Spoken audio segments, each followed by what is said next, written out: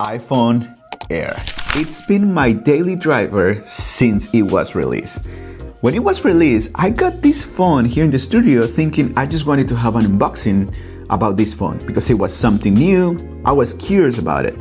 But as soon as I unboxed this phone, I have to say I fell in love with it. The first thing, it was the way it felt. It was a really thin phone, really light and super comfortable to use. It just felt like something new, something that I was looking for. And since then, it's been my main phone. And I have been enjoying to use this phone since.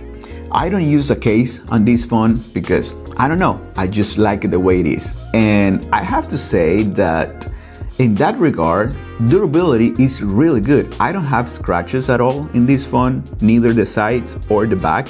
In the front of the phone, I have a screen protector, so the screen is in pristine condition. And so far, after 3 months, this phone is still holding up really good durability-wise.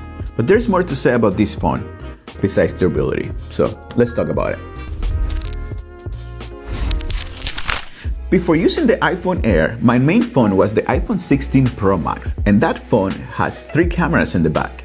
The main camera, a telephoto, and an ultra-wide. Here, we only have one 48 megapixels camera, which is a good camera. I have taken really good pictures and videos with this camera. I don't have complaints about it. As I said in my last video about the iPhone Air, it's crazy to think how this small of a sensor can give you those good results from videos and photographies. It's just crazy the way technology has come a long way. Anyways, this is a good camera. That being said, I have to be honest with you, coming from a Pro Max phone, 16 Pro Max to be specific, and after testing the 17 Pro and 17 Pro Max here in the studio, I have to say I miss the telephoto camera when taking pictures.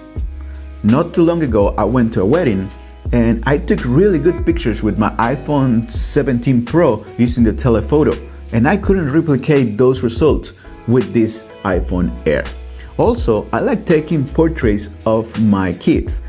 Honestly, I think a dedicated camera does a better job than just a digital crop that we can find here on the iPhone Air camera. I make videos for a living, so sometimes I don't have the ability of having a camera and I need the background a little blur, and with this phone I can have cinematic mode. Yeah, I miss that really bad. I wanted to make a video one of these days and I had to reach for my iPhone 17 Pro Max in order to get the results that I wanted. But I make videos for a living, so it's a different situation. So I hope next generation has a second camera, and probably at this point that's all I want in a second generation. And just remember, if you like this content, subscribe to my channel. This is a new channel and I really need your guys' support.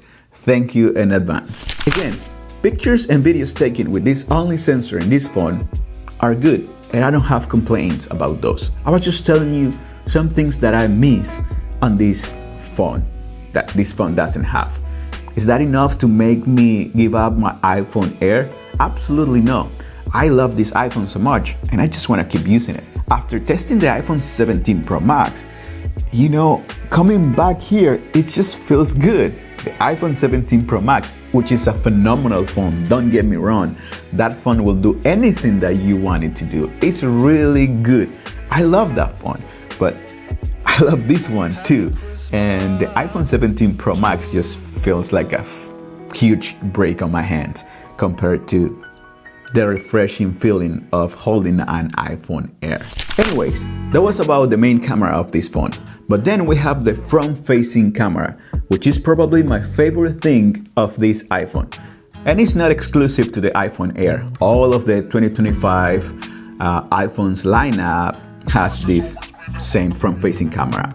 And this is an 18 megapixel front-facing camera that's able to read the full sensor, and that allows me to take pictures and videos in landscape mode without having to rotate my phone in landscape mode. That gives me the ability of holding the phone this way and taking pictures with my family and my friends, like a group picture, without rotating the phone. And I love that, especially with this phone because it's so convenient, it's so light, so thin, and so comfortable. And I don't know, I really like this camera, the front-facing camera. And I hope other manufacturers come with this same technology so we can have it in more phones, not just in the iPhones. Yeah, I love the cameras of this phone. But as I said, there are a few things that I miss from my past phone. From other phones. We have a 6.5 screen, and this screen is really good. It is really bright. It is able to get up to 3000 nits and direct sunlight, which means that you won't have any problem seeing your content when you are outdoors. So this is good. And then we have 120 refresh rate, which means your phone will go really fluid.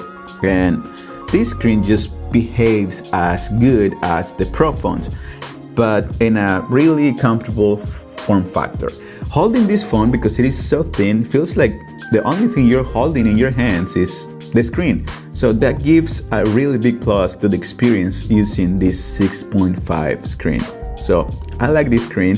Also on the top side, we have the dynamic island, which stores Face ID. And Face ID, well, works every time.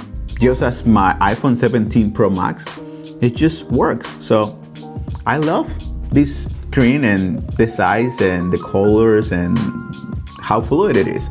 It's just good. Now let's talk about the battery. You know, when this phone was being announced and when it was being leaked and rumors and everything, the big deal with this phone was how good of a battery is gonna be if it's so thin. Well, we have here a 3149 milliamp hour battery, and with my use, this battery is able to last me all day.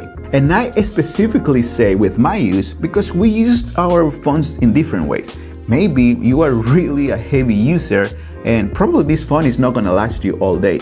But as for me, I'm a normal phone user. For me, a normal phone user is like answering calls, answering messages, receiving messages, emails, watching videos, going through social media. And with this phone, I'm able to make it full day. I have recorded even over 7 hours of screen on time with my phone. I don't game in this phone, and I'm assuming if you're a gamer and you do games in this phone, obviously the battery is gonna last less because, you know, there are some games that are very demanding. But as for me, I don't have any complaints with this battery. Out there is some reviewers saying the battery is just trash, and I respect that. It's in their use. For their use, this is not enough. Like, I guess for them, the iPhone 17 Pro Max is just their best bet. But for me, this battery has been good so far. And I've charged my phone every night. So every night I'm able to get 10-15% left in my tank, plug it into the charger, and I'm ready to go the next day. The only dark side I can see on the battery is like, because of that, it's probably gonna last less on the long run. Maybe it's gonna have a lot of degradation after 2 years compared to other phones with bigger battery. That's the only thing I can see. That being said, I hope there's another generation of this iPhone with the same dimensions but with some extras. For example, a second camera so I can have cinematic mode, which is something else that I miss on my camera. I don't remember if I mentioned it at the beginning, but I miss cinematic mode on the videos. I like my iPhone Air. I enjoy using my iPhone Air. Let me know what's your experience using the iPhone Air and if you have any regrets or not. I'm Christopher Brooks. See you next time.